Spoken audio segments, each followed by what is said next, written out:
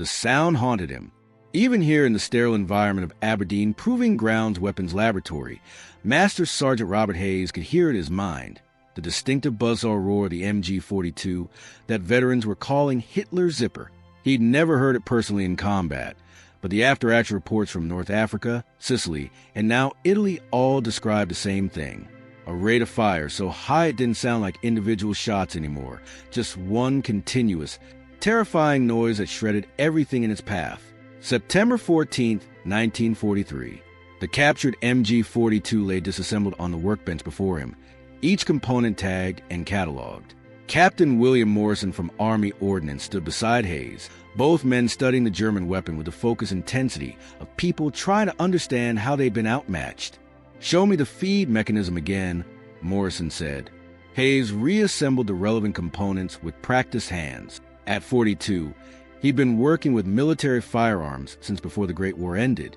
He'd trained on the Lewis gun, mastered the Browning automatic rifle when it was introduced, and spent the past decade as one of the Army's primary small arms instructors. He understood weapons the way some men understood engines or mathematics, intuitively, completely. But this German gun was different. The roller lock bolt system, Hayes explained, his fingers moving across the components. "Watch how it cycles." He manipulated the mechanism slowly by hand, demonstrating the action. The bolt doesn't tilt or rotate like our designs. It uses these rollers that lock into recesses in the barrel extension. When fired, the rollers are cammed outward, unlocking the action. It's faster, smoother, and requires fewer moving parts than anything we've developed. Morrison leaned closer, his engineer degree from MIT making him better equipped than most officers to understand the technical implications. And the feed system? Hayes removed the top cover, exposing the ammunition feed mechanism. Belt-fed, like our M1919, but look at the design. The feed pawls are spring-loaded and work both on a forward and rearward movement of the bolt. Every cycle pulls the belt through positive and consistently. Our bar uses magazines, 20 rounds, maybe 30 if you use the extended version.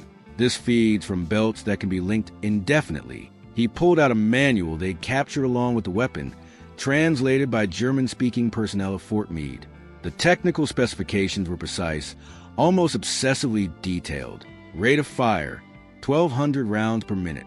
Effective range, similar to American weapon. Weight, actually lighter than the water-cooled M1919, despite the higher performance. The barrel change system, Hayes continued, releasing a latch and pulling the MG42's barrel free in a single smooth motion. Designed for quick replacement in combat, German doctrine calls for changing barrels every 250 rounds to prevent overheating. Takes maybe 5 seconds with a trained crew.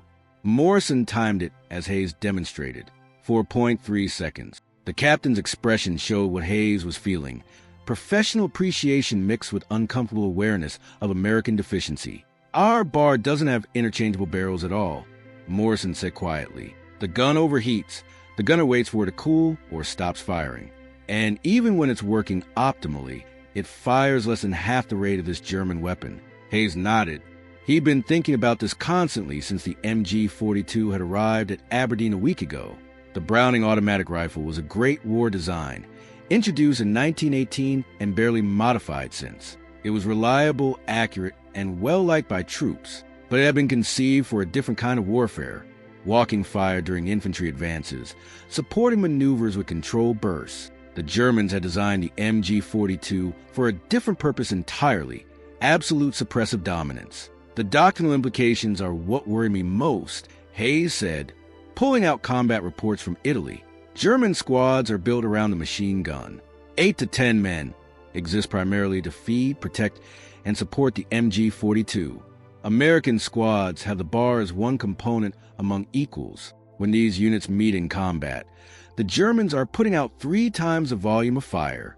Technical Sergeant James Parker entered the laboratory carrying additional components, spare barrels, feed mechanism parts, and ammunition belts captured from various battlefields. Parker was 28, young for his rank, but brilliant with mechanical system. He'd been assisting Hayes with the MG42 analysis since it began.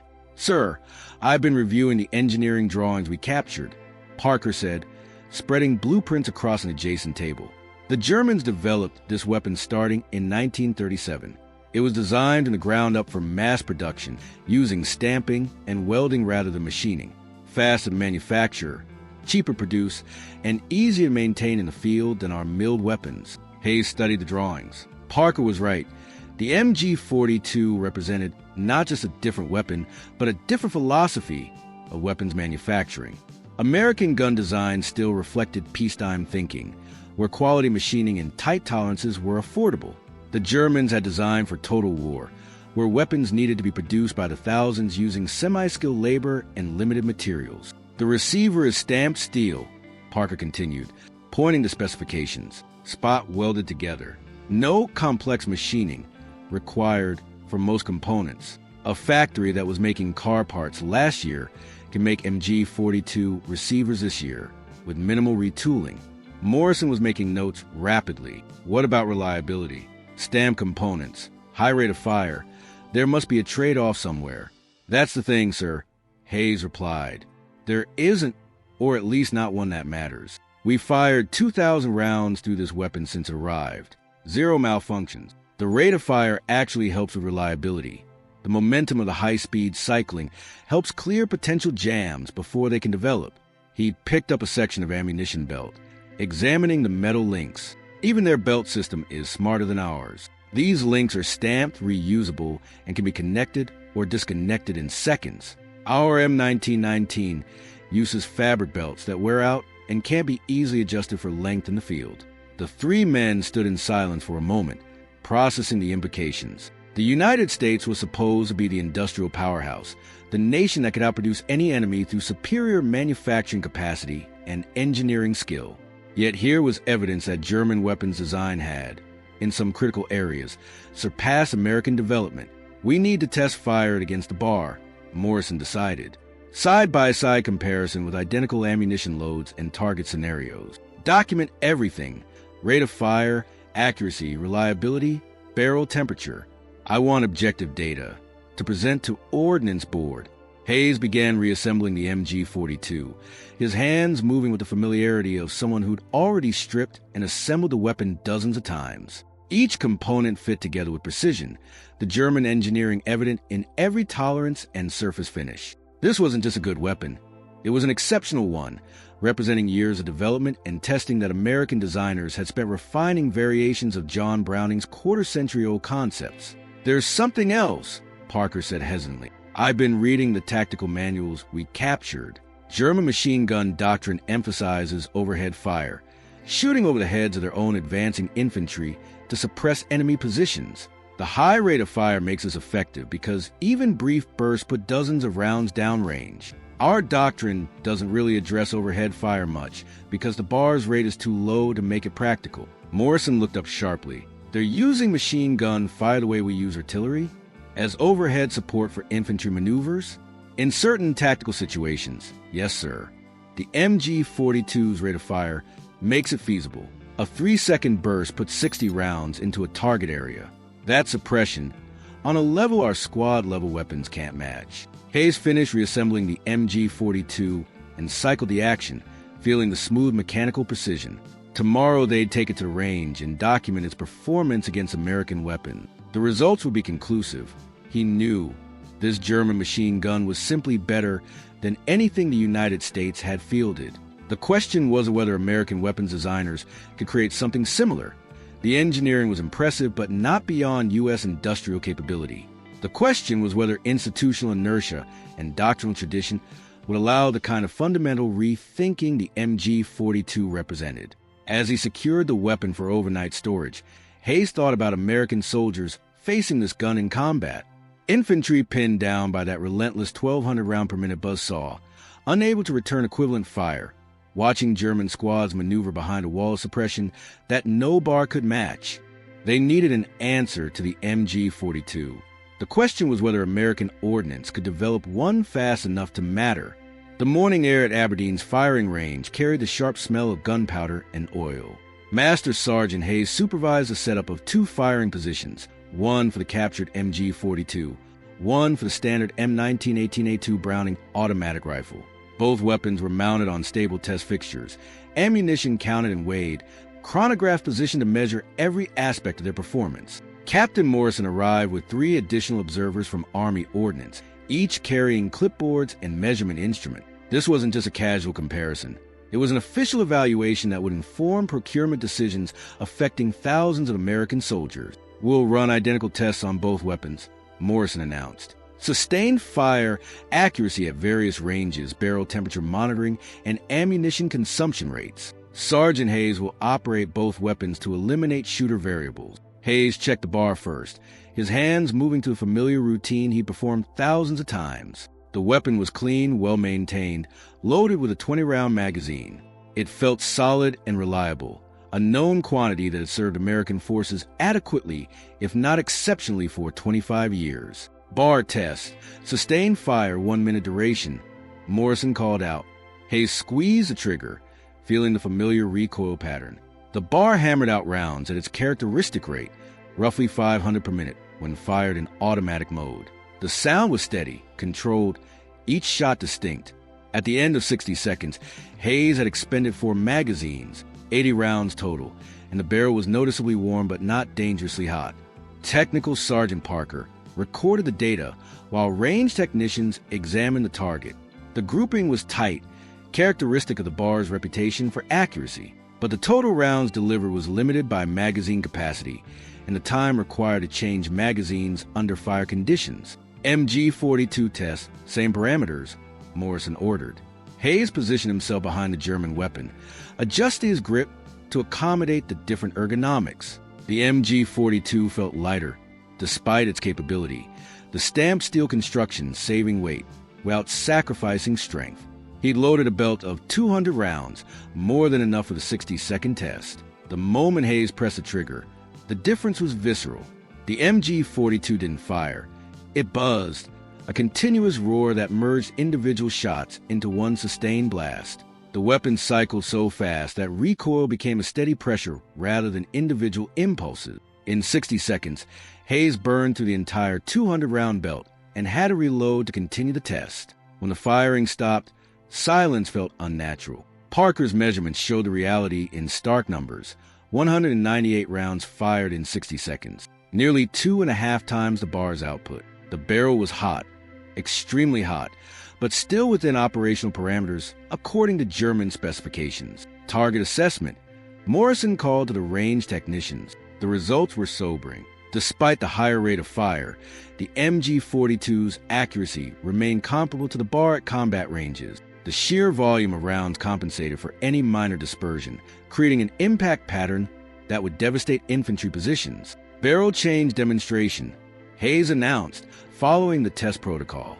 He released the barrel latch, extracted a hot barrel using the carrying handle designed for that purpose, and inserted a cool replacement.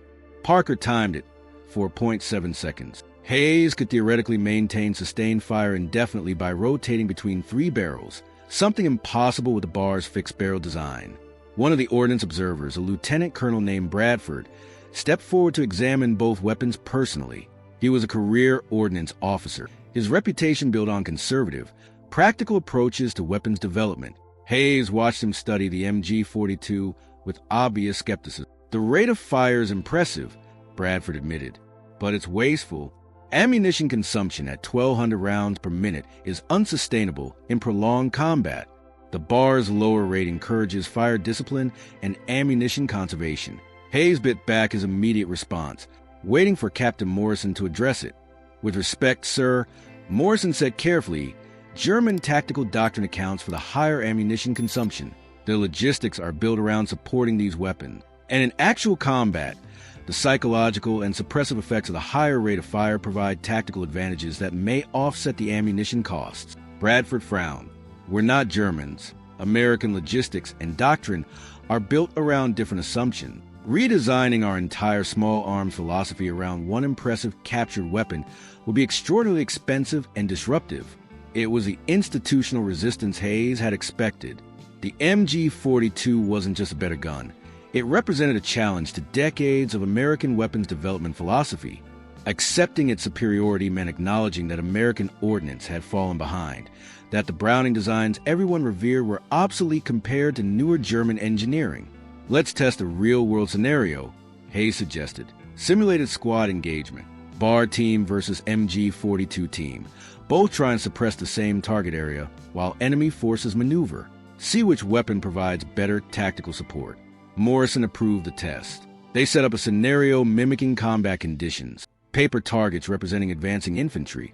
A machine gun team attempting to provide covering fire while the targets moved along predetermined paths. The bar team consisted of one gunner and one assistant carrying spare magazines. The MG42 team had one gunner and one assistant managing ammunition belts. The bar team performed competently, delivering controlled bursts that hit most targets. Magazine changes were smooth, and the weapon never malfunctioned. But the limited ammunition capacity forced frequent pauses in fire, creating gaps where enemy infantry could potentially advance. The MG42 team, by contrast, maintained nearly continuous fire. The belt-fed system eliminated magazine changes, and the higher rate of fire meant targets were engaged multiple times in the same period. The suppressive effect was dramatically more pronounced. Any enemy caught in that beaten zone would be forced to ground immediately. It's not even close, Parker observed quietly to Hayes between tests. The MG42 doesn't just fire faster, it fundamentally changes what a squad-level weapon can accomplish tactically. Hayes agreed, but understood the complexity of the situation.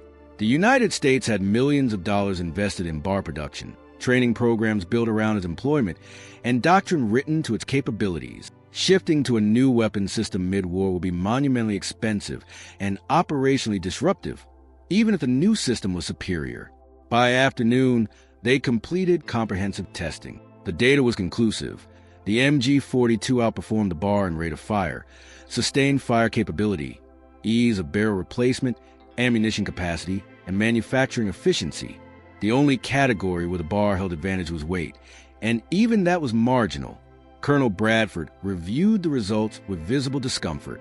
The German weapon is impressive, but we need to consider whether its advantages justify the enormous cost and disruption of developing an American equivalent. The bar is adequate for current needs. With respect, sir, adequate isn't the same as optimal, Morrison replied. Our infantry are facing these weapons in combat right now.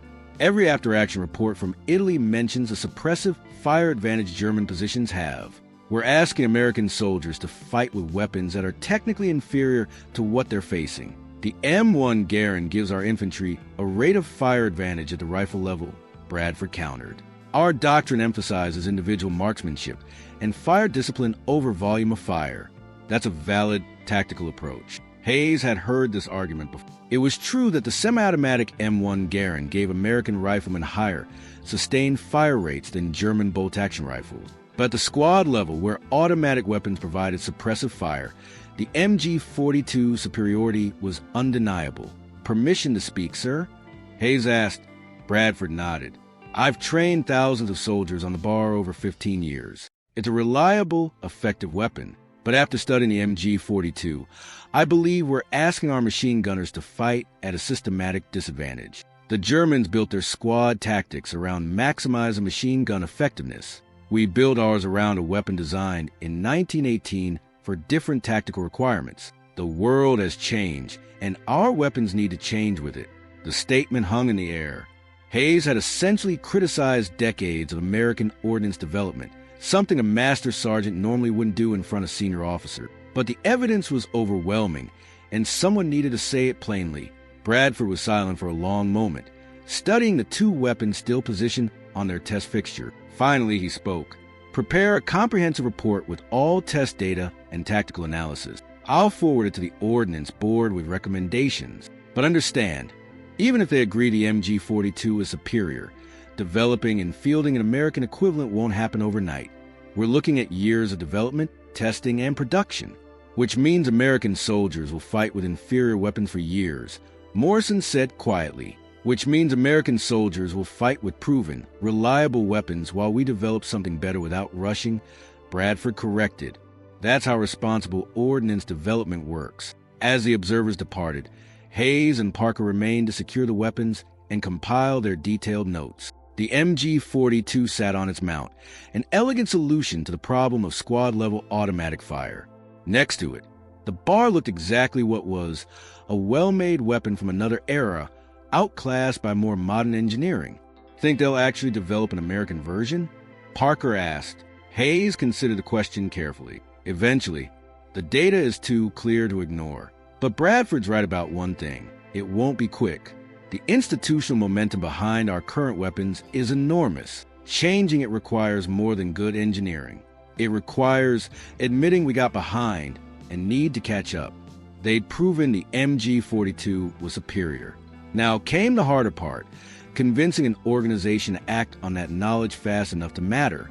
2 weeks after the initial tests, Master Sergeant Hayes found himself in Washington, presenting findings to a room full of senior Ordnance Corps officers. The conference room at the War Department building felt oppressively formal compared to Aberdeen's workshops, but the mission remained the same: make them understand what American infantry were facing in the field. Captain Morrison stood beside a covered table, holding both weapons. Hayes had the technical data memorized, but he brought comprehensive documentation, firing test results, engineering analyses, translated German tactical manuals, and most compellingly, combat reports from battalion and company commanders in Italy describing the tactical impact of facing MG42 equipped positions. Gentlemen, what you're about to see represents a significant shift in automatic weapons design, Morrison began. He pulled the cover, revealing both weapons side by side. The MG42 and the bar. One is 5 years old, one is 25. The performance gap between them is larger than the age difference suggests. Hayes demonstrated the feed mechanisms, the barrel change procedures, and the operational cycle rates. He kept his presentation clinical and factual, letting the engineering speak for itself. But he could see resistance forming in the room. Several officers wore expressions suggesting they'd already decided this was much fuss about nothing. Colonel Bradford, who'd observed the Aberdeen tests, provided supporting commentary. To his credit, despite his earlier skepticism, he presented the data honestly. The MG42 outperformed the bar measurably in nearly every category that mattered in combat. The question before us, said Brigadier General Kenneth Davis, head of Small Arms Development, is whether these performance advantages justify the enormous expense and disruption of developing an entirely new weapon system. We're in the middle of the largest war in history. Our production lines are running at capacity. Proposing a fundamental change to infantry squad weapons isn't a trivial matter. Neither is asking infantry to fight with inferior equipment, sir, Morrison replied carefully. Every week we delay is another week American soldiers face superior German firepower at the squad level. A major from procurement spoke up. We've produced over 200,000 bars. We have training programs, maintenance procedures, spare parts pipelines, and tactical doctrine all built around this weapon. The infrastructure investment is massive. You're proposing we essentially declare all of that obsolete. Hayes had anticipated this argument. Sir, we're not suggesting we scrap existing bars. We're suggesting we begin development now on a next-generation squad automatic weapon, incorporating lessons from the MG42. Current bars remain in service during development and transition. But if we don't start now, we'll be fighting the next war with the same weapons we're using in this one. The next war? General Davis raised an eyebrow. Sergeant, we're still fighting this war. Our focus should be on winning it with the weapons we have, not fantasizing about future conflict. Morrison intervened smoothly. General, the suggestion isn't about the next war. It's about the current one. Based on production timelines, a crash development program starting today might field initial units by late 1945 or early 1946. The war in Europe could easily last that long. Even partial deployment of a superior weapon would save American lives. The room fell into debate. Hayes listened to officers discuss production capacity, material allocations, and procurement priorities. The conversation had shifted from whether the MG42 was better to whether American industry could afford to respond. It was progress, but frustratingly slow progress while soldiers died. Lieutenant Colonel William Harrison from Infantry Board spoke for the first time. He was a combat veteran. Hayes knew, with experience in North Africa, before rotating to training command.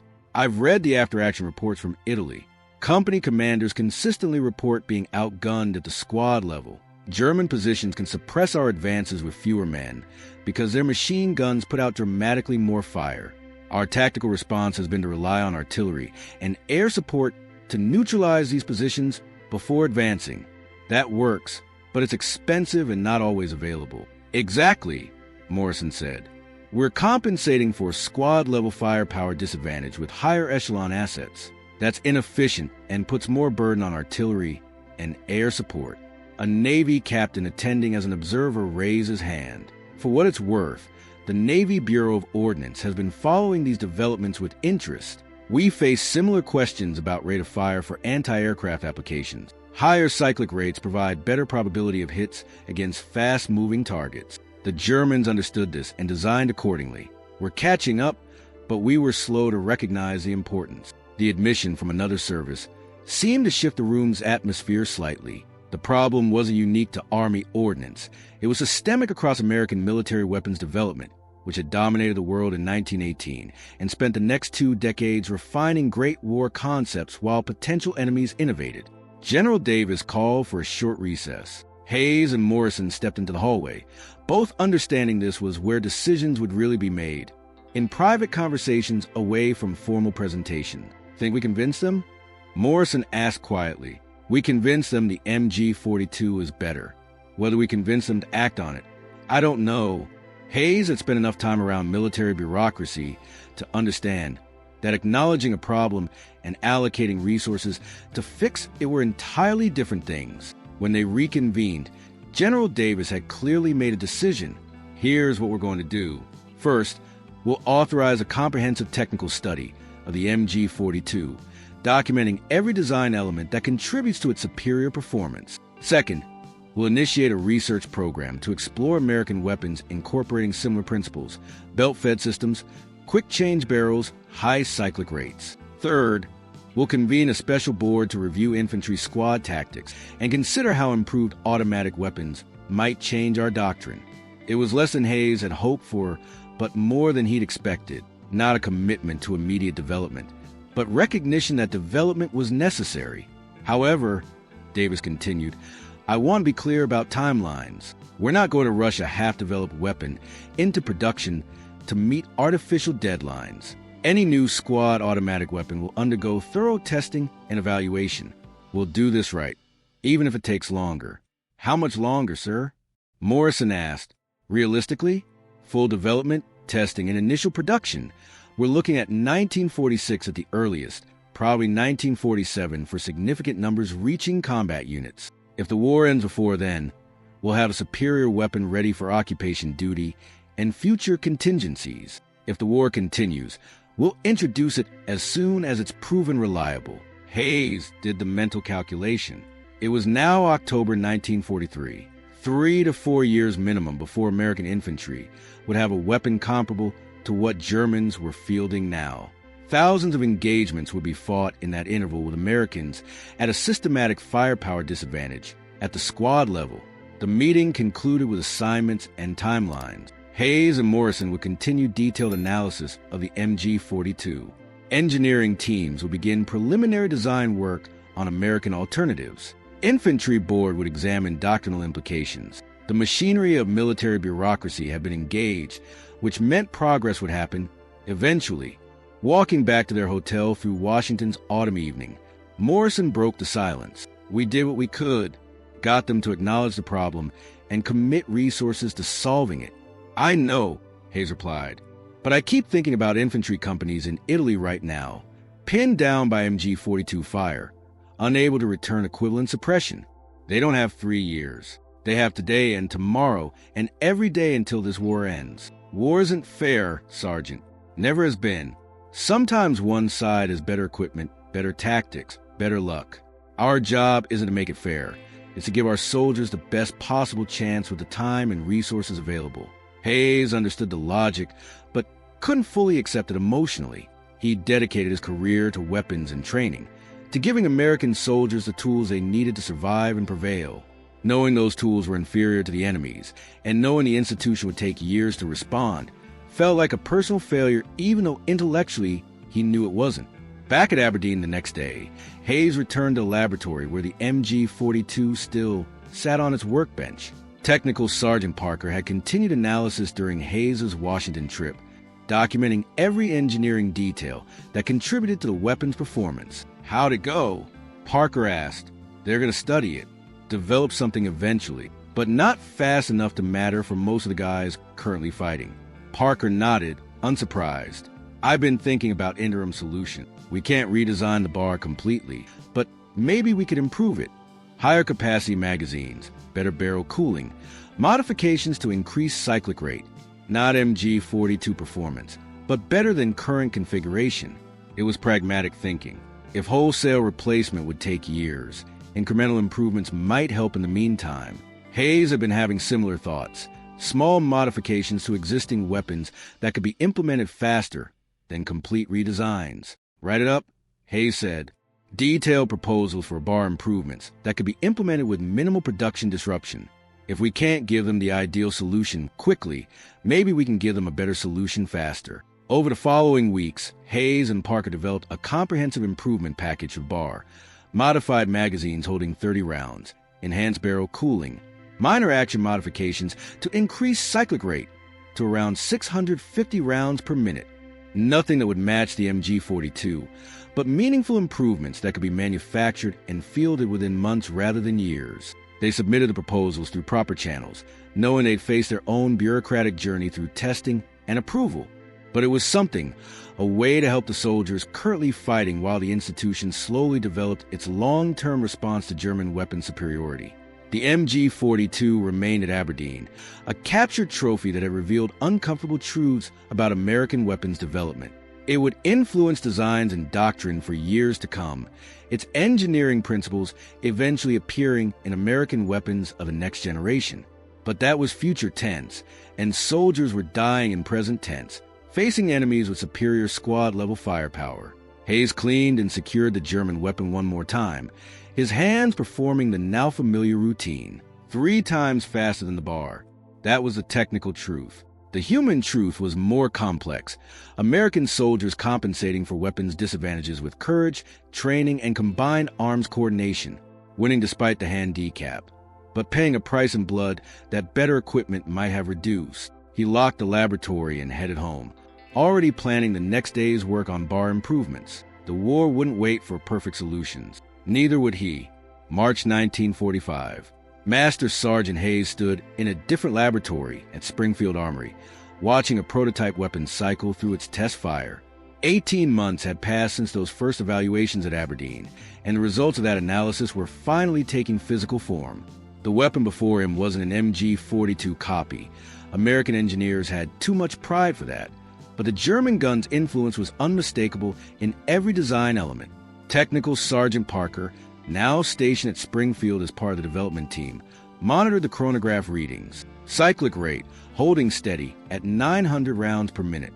Belt feed functioning smoothly. No jams through 500 rounds. The prototype, designated T-44, represented American Ordnance's answer to the lessons learned from captured German weapons. Belt fed like the MG42. Quick change barrel. Stamped steel construction for manufacturing efficiency, but incorporated distinctly American engineering approaches. The gas operating system was refined from Browning principles. The feed mechanism used different geometry, and the overall design reflected lessons from 25 years of bar field experience. Captain Morrison, now Major Morrison after a field promotion, examined the target results. Accuracy is holding at acceptable ranges. The higher cyclic rate isn't sacrificing precision the way some engineers worried it would.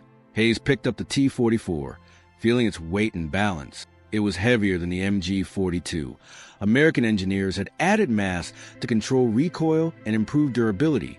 Unwilling to trust a lighter German approach despite its proven effectiveness, the weapon felt solid, over-engineered perhaps, but undeniably capable. How long until production? Hayes asked. Morrison's expression provided the answer before his words did. Optimistically, initial production units by August or September. Meaningful numbers reaching combat units by early 1946, if the war is still going. But everyone in the room knew the war in Europe was ending. Soviet forces were pushing into Germany from the east. American and British armies had crossed the Rhine. The Third Reich was collapsing, and with it, the urgency that had driven weapons development for 4 years. So we'll have finally developed an answer to the MG42 right around the time there are no more MG42s to fight, Parker said quietly. It was the bitter irony Hayes had anticipated 18 months ago. The institutional machinery had moved exactly as fast as institutional machinery could move: deliberate, thorough, careful.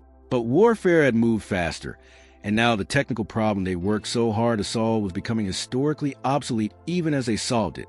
Lieutenant Colonel Harrison from Infantry Board arrived with a delegation of combat veterans recently rotated from Europe.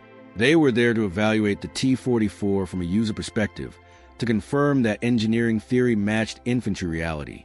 Hayes recognized several of them from training programs he conducted years earlier, young privates then, now combat-hardened sergeants and lieutenants. "Gentlemen, this is a T-44, Morrison announced, representing 2 years of development based on analysis of German automatic weapon. We'd like your assessment of its combat utility." The infantrymen approached the weapon with professional skepticism. They'd been promised improved equipment before and learned to withhold judgment until they'd seen it function. Hayes demonstrated the basic operation, then handed it to a staff sergeant named Coleman, who'd spent 8 months fighting through France and into Germany. Coleman examined the T-44 with the careful attention of someone whose life had depended on understanding weapon. He tested the weight, the sight picture, the barrel change mechanism. Then he fired it, experiencing the increased cyclic rate and sustained fire capability. When he finished, his expression was complicated. "It's good," Coleman said. "Better than the bar, no question. Rate of fire is impressive. Belt feed eliminates magazine changes. Barrel swap is quick. This would have been useful 6 months ago. Would have been."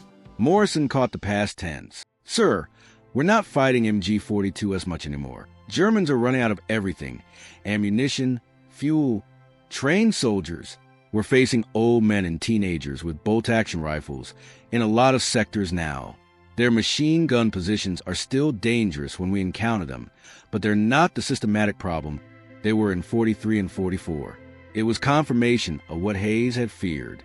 The T-44 was an excellent solution to a problem that was disappearing. German resistance was collapsing not because American weapons had caught up, but because Germany itself was running out of capacity to fight. Another veteran, a lieutenant named Torres, offered a different perspective. "But sir, this isn't just about fighting Germans. We've got the Pacific Theater still going. Japanese machine gun positions are dug in deep on every island. And after this war ends, there'll be others. Having a squad automatic weapon this capable gives us advantages for whatever comes next." It was the argument General Davis had made 18 months ago. Develop the weapon right, even if it arrives too late for the current crisis, because future crises would inevitably emerge. Hayes had been skeptical then, frustrated by the institutional patience that valued perfection over speed. Now, watching the war end before the T-44 could prove itself in the combat that inspired it, he wasn't sure who'd been right. The evaluation continued through the morning. The combat veterans tested the T-44 under various conditions, providing feedback that would shape final production specifications. Their assessment was consistently positive. This was a significant improvement over the bar, a weapon that would give American infantry firepower superiority at the squad level. One concern, Coleman mentioned, the ammunition consumption. At 900 rounds per minute, you burn through belts fast. Logistics needs to support that, and I'm not sure current supply chains are built for it. Hayes had anticipated this. German logistics adapted to support 1,200 rounds per minute. American supply capacity is significantly better than German. We can handle 900 if we plan properly. German logistics adapted because they had to, Coleman countered. We're building supply doctrine around a weapon that's not fielded yet. There'll be growing pains. It was a fair point. The MG42 had been introduced before the war, giving German logistics and doctrine years to adjust. The T-44 will be introducing new requirements into established systems, requiring changes throughout the supply chain and tactical training. By afternoon, the veterans had completed their evaluation and submitted detailed reports. The consensus was clear. The T-44 was an excellent weapon that would significantly enhance infantry capabilities, but its arrival came too late to affect the war that had inspired its development. Morrison and Hayes walked the grounds of Springfield Armory after the evaluation concluded, both processing the day's events. The spring air carried the smell of machine oil and fresh grass, a strange combination that somehow fit the moment. Old war ending, new preparations beginning. "We did good work," Morrison said. "The T-44 is everything we wanted it to be based on MG42 analysis. Better in some ways. The American engineering refinements improve reliability and maintainability. But it's 18 months too late to matter for the soldiers who needed it most," Hayes replied. "Maybe, or maybe it's exactly on time for the soldiers who will need it next." Morrison stopped, looking back at the armory building. "Wars don't end because we run out of enemies, Sergeant. They end because one side stops fighting. Germany is stopping now, but history suggests there'll be others who don't. When that happens, American infantry will have weapons built on lessons we learned from this war." Hayes understood the logic, but couldn't fully embrace it emotionally. Somewhere in Europe, American soldiers were still facing German positions, still dealing with MG42 fire, still compensating for squad-level firepower disadvantages with courage and artillery support.